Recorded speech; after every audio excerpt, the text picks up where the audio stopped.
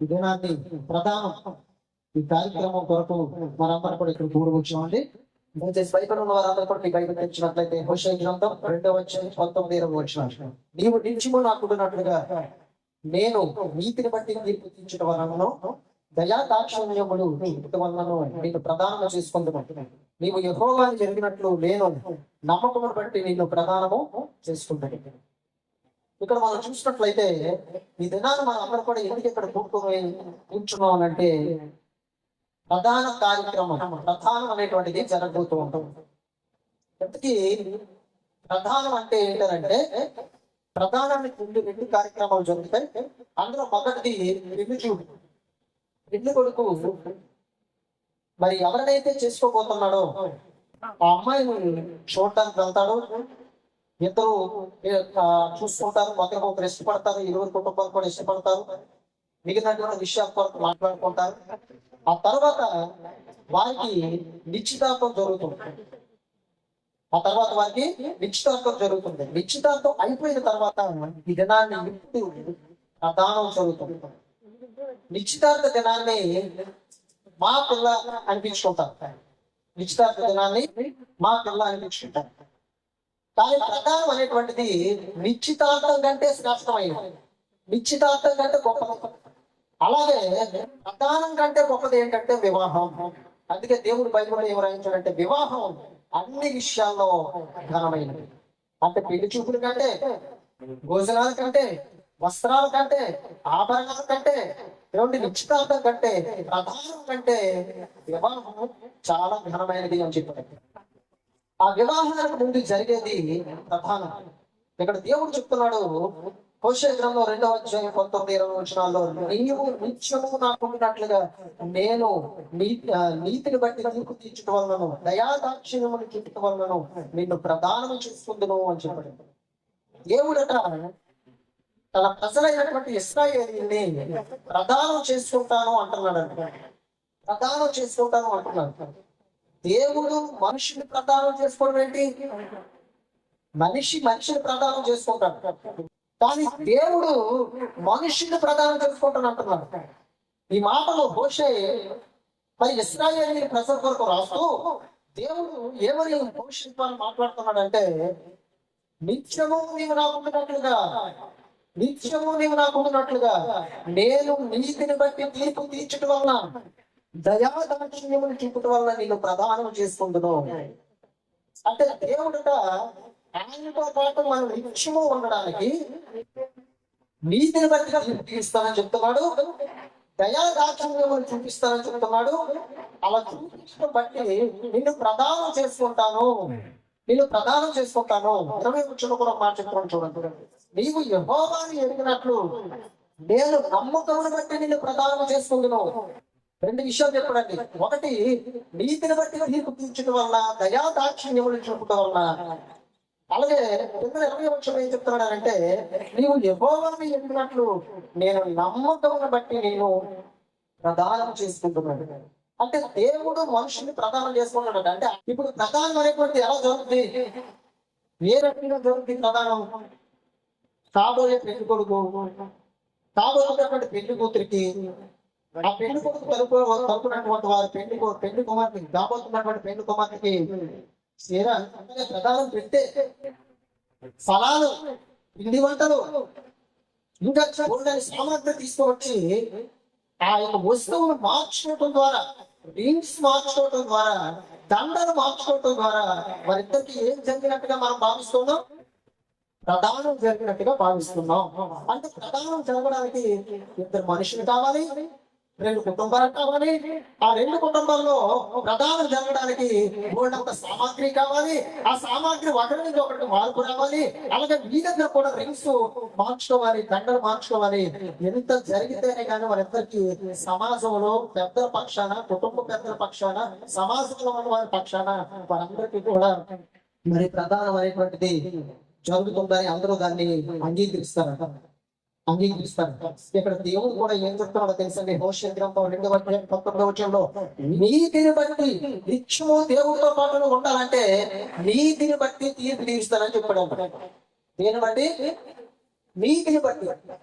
ఒక మనిషి ఒక మనిషికి నీతి ఏ విధంగా వస్తుంది, ఎలా నీతిమంతుడిగా మార్చబడతాడు, దేనిని బట్టి నీతిమంతుడిగా మార్చబడతాడు అన్న విషయాన్ని మనం తెలుసుకోవాలి. దేవుడు అంటే నీతిని బట్టి తీర్పు తీస్తాను అని చెప్పాడు అంటున్నాడు.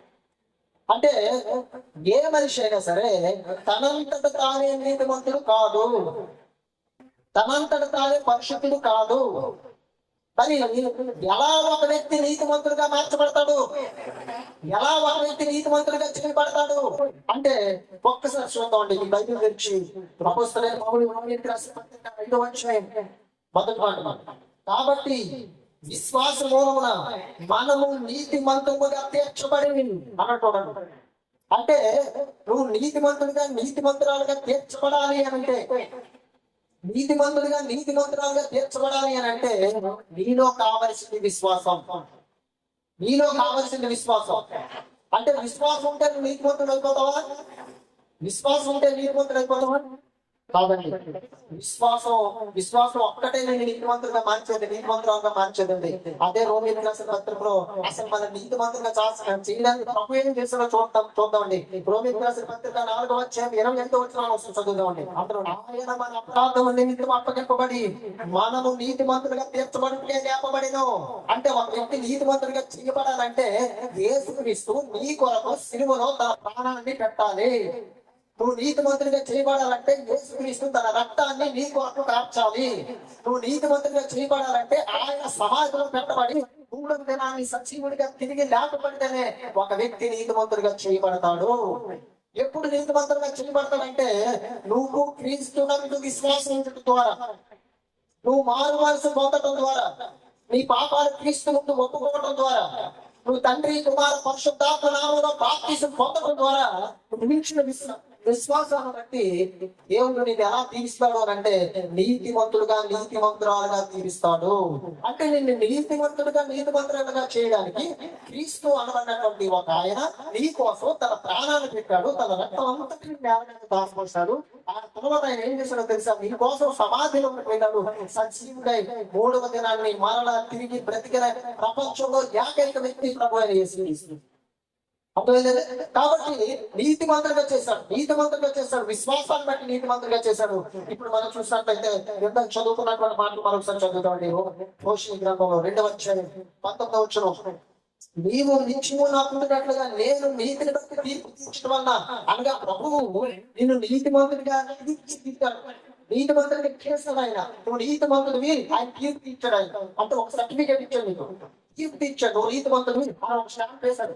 దేని బట్టి అంటే నువ్వు పొందిన మారు మనసు బట్టి, పాపక్షమాతను బట్టి, బాప్తిస్మమును బట్టి, నువ్వు ఇచ్చిన విశ్వాసాలను బట్టి దేవుడు నీకు నీతిమంతుడిగా తీర్పు తీర్చాడు. 2 విషయాలు మనం చూసినట్లయితే దయా దాక్షిణ్యములు చూపుట వలన అన్నాడు. దయా దాక్షిణ్యములు చూపుట వలన. దయా దాక్షిణ్యములు అంటే అర్థం ఏంటంటే, దయా అంటే అర్థం ఏంటంటే దానికే బైబిల్ పరిభాషలో ఇంకో మాట కూడా ఉంది, కృప. దయ అనే మాటకు అర్థం ఏంటి? కృప. కృప అనే మాటకు అర్థం ఏంటంటే అర్హత లేనటువంటి వారికి దేవుడి చూపించు దయ కృప. వాస్తవానికి రక్షణ పొందడానికి మనకు అర్హత లేదు, పాప క్షమాపణ పొందడానికి మనకు అర్హత లేదు, పరలోకానికి వెళ్ళడానికి మనకు అర్హత లేదు, నిత్యం జీవాన్ని పొందుకోవడానికి మనకు అర్హత లేదు, పాప క్షమాపణ పొందడానికి మనకు అర్హత లేదు, అక్షయమైన శరీరాన్ని పొందుకోవడానికి మనకు అర్హత లేదు. కానీ దేవుడు మనం ఎంతో పాపమై ఉండగానే ఆయన మనల్ని ప్రేమించి, ఆయనే దయ చూపించి, ఆయనే కృప చూపించి ఆయన మనల్ని ఏం చేశాడంటే రక్షించుకున్నాడు. అందుకే అపోస్తలుడైన పౌలు ఏమన్నాడో తెలుసా? కృప చేతనే మీరు రక్షించబడ్డారు. కృప అర్థం ఏంటంటే దయా.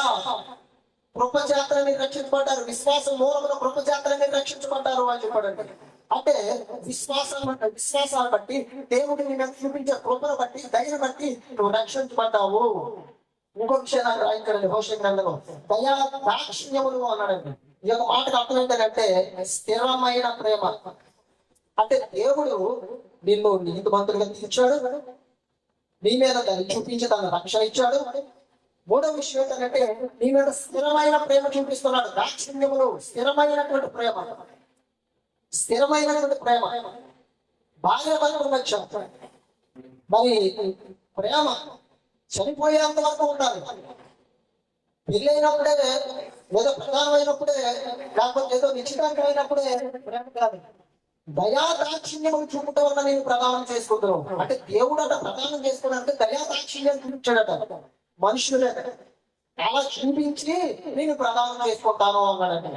చూడండి ఎంత గొప్ప విషయం చెప్పాడు దేవుడు, ఎంత ఉన్నతమైన విషయం చెప్పకుండా చూడండి, ఎంత ఆలోచింప చేసే విషయం చెప్పకుండా చూడండి. నేను నీతిమంతులుగా చేశాడు, నేను దయ చూపించాడు, దాక్షిణ్యాలు చూపించాడు. అలా చూపించి దేవుడు నేను ఏం చేశాడో తెలుసా, ప్రదానం చేసుకుంటాను అని చెప్పాడు. ప్రదానం చేసుకుంటాను అంటే దేవుడు ప్రదానం చేసుకుంటానంటే మామూలు విషయం కాదండి. దేవుడు మనుషుని ప్రదానం చేసుకుంటాడంటే మామూలు విషయం కాదు, చిన్న విషయం కాదండి, చాలా గొప్ప విషయం, చాలా ఉన్నతమైన విషయం. ఇంకా 19:20 వచ్చిన చూడండి, నీవు యెహోవాను ఎరిగినట్లు నేను నమ్మకమును బట్టి నేను ప్రదానం చేస్తున్నాను. అంటే దేవుడు ఎవరో నీకు తెలియాలి అని అంటే, నిజమైన దేవుడు ఎవరో నువ్వు ఎరగాలి అని అంటే ఆయన నిన్ను ప్రదానం చేసుకొని తీరాలి. ఆయనని ప్రదానం చేసుకొని తీరాలి. అలా ప్రదానం చేసుకోవడానికి ఆయన గోల్డెన్ కార్యక్రమాలు చేశాడు. అందులో ప్రధానమైనటువంటి కార్యక్రమం ఏంటో తెలుసా, నీ కోసం తన ప్రాణాన్ని ఇచ్చాడు. ఆయన నీ కోసం సమాధిలో ఉంటే వెళ్ళిపోయాడు. నీ కోసం శివుడిగా తిరిగి లేచాడు. ఆయన అన్ని కార్యక్రమాలు తీసుకొచ్చాడు. నీకు దయ చూపించాడు, నీకు రక్షణ ఇచ్చాడు, ప్రదానం చేసుకోవాలని అంటున్నాడు.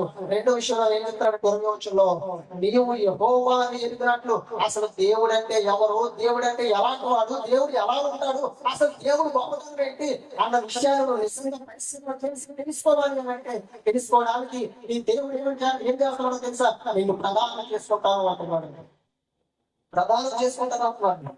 ప్రదానం చేసుకుంటాను అంటున్నాడు. ప్రదానం చేసుకుంటాను అంటున్నాడు అన్నాడు. అంటే మనుషులమైనటువంటి మనము కాబోతున్నటువంటి పెళ్లికూతురికి చీర, జాకెట్, చెప్పులు, వాచ్, మేకప్ ఉంటే అన్నింటి ఫలాలు, పిండి వంటలు అన్ని కూడా తీసుకొచ్చాం. అలాగే దేవుడు కూడా ఏం చేశాడో తెలుసా, దేవుడు కూడా ఏం చేశాడో తెలుసా, ఆయన కూడా మనకు వస్త్రాలను కప్పాడండి. ఏంటో తెలుసా, మనకు వస్త్రం నువ్వు పాప తీసుకున్న తర్వాత, నీటిలో నుండి బయటకు వచ్చిన తర్వాత నీ పాపాలన్నీ కూడా కడిగేసాడు దేవుడు. అప్పుడు నీకు ఏమి ఇచ్చాడో తెలుసా, రక్షణ అనే వస్త్రాన్ని ఇచ్చాడు. రక్షణ అనే వస్త్రంతో నేను కలిపాడు ఆయన. నీతేనే మైమర్పునిచ్చాడు ఆయన. రక్షణ అనే వస్త్రాన్ని నీకు కప్పి నీతేనే మైమర్పించి, మరి పెళ్లి కూతురికి జోళ్ళు మీరు ఎవరైతే ఇస్తారో చెప్పులు, సమాధాన స్వార్థ వల్ల సిద్ధ మనసు చూడు నీకు ఇచ్చాడు. ఇచ్చాడు దేవుడు. అలాగే నీవు నా సేవకుడివై ఉండినట్లు నిన్ను ఒక ఉంగరముగా చేసుకున్నాను అని చెప్పాడు. మనల్ని ఉంగరంగా చేసుకుని చెప్పాడు. అంటే మామూలు ఈ ప్రధాన కార్యక్రమంలో అన్ని కంటికి కనిపిస్తుంటాయి, కానీ దేవుడు చేసేవి కంటికి కనిపించవు. అవి ఆత్మ సంబంధమైన కార్యక్రమాలు. అంటే అవన్నీ కూడా నీ హృదయంలో జరుగుతుంటాయి, నీ మనసులో జరుగుతుంటాయి. అవన్నీ కూడా దేవుడు ఇచ్చినటువంటి రక్షణ వస్త్రం కానివ్వండి, నిన్నే ఒక ఉంగరంపై చేసినటువంటి విధానం కానివ్వండి, ఇవన్నిటికీ కూడా నీ లోపల జరుగుతుంటాయి. అవన్నీ కూడా నీ లోపల జరుగుతుంటాయి. అవన్నీ కూడా దేవుడు అంటున్నాడు 20 నీవు యెహోవాను చెప్పినట్లు నేను నమ్మకమును బట్టి నేను ప్రదానం చేసుకుంటున్నాను. అంటే దేవుడు చేసుకునే ప్రధానం ఎలాంటిదనంటే కంటికి కనిపించే ప్రధానం కాదు, కంటికి కనిపించని ఆత్మ సంబంధమైన ప్రధానం నేను చేసుకుంటున్నాను. బాప్తిసం తీసుకున్నారు కదా, దేవుడు మిమ్మల్ని ఏం చేసుకున్నాడో తెలుసా మీకు? బాప్తిసం తీసుకున్నారంటే అర్థం ఏంటంటే, వారు మనసు పొందారంటే అర్థం ఏంటంటే, క్రీస్తు రక్తం చేత కడగబడ్డారంటే అర్థం ఏంటంటే, నీ దేవుడు నిన్ను ప్రదానం చేసుకున్నాడు. ప్రదానం చేసుకున్నాడు అది గుర్తుపెట్టుకోవాలి. నువ్వు దేవుడు అంటే ఎవరో తెలియాలి. ఆయన ఎరుగునట్లుగా నేను ప్రదానం చేసుకున్నాడు. ఆయన బాప్తిసం తీసుకున్నామంటే, రక్షణ పొందుకున్నామంటే నువ్వు ఎవరి సొత్తు? నీ ప్రభువు సొత్తు. నువ్వు దేవుడికి చెందినటువంటి వాడివి. అందుకే నేను దేవుడు చెప్పాడు, చీకటిలో నుండి ఆశ్చర్యకరమైన తన వెలుగును చూపించిన ఆయన గుణాతిశయాలను ప్రకటించడానికి రాజులేని యాచక సమూహం, సత్యమైన ప్రజలు, పరిశుద్ధ జనం, ఏర్పాటు చేయబడిన వంశం అని దేవుడు చెప్పాడు. అంటే నువ్వు నా సొత్తు అని చెప్పుకున్నాడండి దేవుడు. నేను నేను ప్రదానం చేసుకున్నాను అని చెప్పాడు. నువ్వు నా వంశం అని చెప్పాడు. అంటే తీసుకోవడం ఎదురు తీసుకోవడం అనుకోకూడదు. నువ్వు దేవునికి సొత్తు. దేవుడు నేను ప్రదానం చేసుకున్నాడు. ఆయన పరలోక పెళ్లి కుమారుడు వచ్చినప్పుడు బుద్ధిమంతులైన కన్యకల వలె ఎదురు చూసి సిద్ధపడి ఉంటాడు. అంటే కన్యకలు అంటే ఎవరు అనుకుంటున్నారు? సంఘం. బాప్తిసం తీసుకున్న ప్రతి ఒక్కరు బుద్ధిమంతులైనటువంటి కన్యకల వలె మెలకువగా ఉండి ఈ పెళ్లి కుమారుడు ద్వారా ఎప్పుడైతే వినిపిస్తావో నువ్వు రెడీగా సిద్ధంగా ఉండాలి. సిద్ధంగా ఉండాలి. సిద్ధంగా లేకపోతే మరి బుద్ధిహీనులైనటువంటి కన్యకలు ఏ విధంగా అయితే విడవబడ్డారో నువ్వు కూడా తర్వాత నీకు స్థలం ఉండదు, అక్కడ చేయమన్నారు, మీరు ఎవరు నాకు తెలియదు అని చెప్పేస్తారండి. పెళ్లి కుమారు దూరం వినిపించినప్పుడు నువ్వు సిద్ధంగా ఉండాలి. ఎందుకంటే నువ్వు ఆల్రెడీ ప్రదానం చేయబడ్డావు నీ దేవుడికి. ఇవన్నీ కూడా బయటికి కనిపించే ప్రధానం కాదు, ఆత్మ సంబంధమైన ప్రధానం, హృదయ సంబంధమైన ప్రధానం. దేవుడి జరిగింది అంటే నువ్వు బాప్తిజం తీసుకున్నా అంటే నేను లోకం సొత్తు కాదు, నేను నా ప్రభువు సొత్తు అన్న సంగతిని అర్థం చేసుకోవాలి. నేను బ్రతికేది లోకం కోసం కాదు, నేను బ్రతికేది నా దేవుడి కోసం అని అర్థం చేసుకోవాలి. అందుకే అపోస్తలులైన పౌలు ఏమన్నాడో తెలుసా, నా మట్టుకైతే బ్రతుకుట క్రీస్తు, చావైనా నాకు లాభం అని చెప్పాడు. అంటే అర్థం ఏంటంటే ఇక మీద ఎంతవరకు ఉంటావు, లోకంలో ఉన్నా నేను లోకంలో జీవించాను, కానీ నాకు మానవలసి పొందాను, రక్షణ పొందుకున్నాను, బాప్తిజం తీసుకున్నాను. ఇక మీద ప్రభువు నన్ను ప్రదానం చేసుకున్నాడు. ఇక మీద నేను నా సొత్తు కాదు, నేను నా ప్రభువు సొత్తు, నేను నా ప్రభువు సొత్తు. ఆయన ప్రదానం చేసుకున్నాడు. ఇంక బ్రతికితే చనిపోయినా ఆయన కోసం చనిపోతాను అనే విషయాన్ని క్రైస్తవులకు అర్థం కావాలండి. ఆ విషయం క్రైస్తవులకు అర్థం కావాలి. రక్షణ తీసుకున్నారు, రక్షణ తీసుకున్నానండి, నేను తీసుకున్నావు అంటే దాని అర్థమైతే నువ్వు రక్షణ తీసుకున్నావు అంటే నువ్వు ప్రదానం చేయబడ్డావు అనే విషయాన్ని పెట్టుకోదు. ఎవరితో? నీ ప్రభు అయిన క్రీస్తుతో, నీ ప్రభు అయిన క్రీస్తుతో. కాబట్టి ఆయన పెళ్లి కుమారుడు రాబోతున్నప్పుడు బుద్ధివంతులైన కన్యకల వల్ల నడిచి ఉండాలి. ప్రార్థనతో, వాక్యంతో, భక్తితో, విశ్వాసంతో, ప్రేమతో ఆయన కోసం సిద్ధపడి ఉండాలి. ఆయన ఉండాలి, ఆయనకి ఇష్టంగా జీవించాలి, ఆయన లోపడి జీవించాలి, ఆయనకి ఇష్టమైనటువంటి బ్రతుకుని ఈ భూమి మీద నువ్వు బ్రతకాలి. అప్పుడే పెళ్లి కుమారుడు అక్కడ స్థలం ఉంటుంది. వధువు సంఘంగా నీవు సంఘంలో, సార్వత్రిక సంఘంలో నీవు ఆ పరలోకానికి నువ్వు వెళ్ళాలి అని అంటే నువ్వు ఆయనతో కలిసి జీవించాలి, ఆయన వరకు నువ్వు బ్రతకాలి. బాప్తిజం తీసుకొని ఇక్కడ కూర్చున్న ప్రతి ఒక్కరు కూడా మీరు బ్రతికేది లోకం కొరకు, పిల్లల కొరకు, భర్త కొరకు, భార్య కొరకు, కుటుంబం కొరకు, అన్నదమ్ముల కొరకు, బంధువుల కొరకు కాదు, ఈ ప్రభువు కొరకు బ్రతకాలి, ఈ దేవుని కొరకు బ్రతకాలి. ఆయన ప్రదానం చేసుకున్నాడు. నేను నీతిమంతులుగా చేసిన విధానాన్ని బట్టి, దయా దాక్షిణ్యాన్ని చూపిన విధానాన్ని బట్టి, ఆయన నిన్ను నీ నమ్మకాన్ని బట్టి, విశ్వాసం ఆయన మీద నీ నమ్మకాన్ని బట్టి నేను ఆయన ఏం చేసుకున్నాడంటే ప్రదానం చేసుకున్నాడు. కాబట్టి ఆయన మనకి ఆత్మ సంబంధమైన అన్ని ఇచ్చాడు. మరి రక్షణ ఇచ్చాడు, రక్షణ వస్త్రాన్ని ధరింప చేశాడు. నిన్నే ఒక ఉంగరంగా చేశాడు, ఆయన నిన్నే ఒక ఉంగరంగా చేశాడు. తర్వాత నీకైనా మైమరుకు నీకు ఇచ్చాడు, సమాధాన సప్తమత్సర జోడు నీకు ఇచ్చాడు, వాక్యమని ఆత్మకబ్దాన్ని నీకు ఇచ్చాడు, నీతిని కంట భోషణంగా ధరించమని చెప్పాడు. ఆరాధించండి నీతిగా దేవుడు ఇలాంటి ఆభరణాలన్నీ కూడా నీకు ధరింపచేసి విధేయతలు ఇచ్చాడు. ఇవన్నీ కూడా ఆభరణాలండి. విధేయత అనేటువంటిది ఒక ఆభరణ స్త్రీకి ఆభరణాలుగా దేవుడికి అన్ని కూడా ఇచ్చి చాలా ఏ విధంగా ఆభరణాలతో లోబడితో అదే గొప్ప విలువైన దేవుడి దృష్టిలో, అదే గొప్ప ఉన్నతమైన దేవుడి దృష్టిలో. కాబట్టి అట్టి విధంగా మనము కూడా దేవుడికి ప్రధాన చేయబడ్డామన్న విషయాన్ని జ్ఞాపకం చేసుకోవాలి.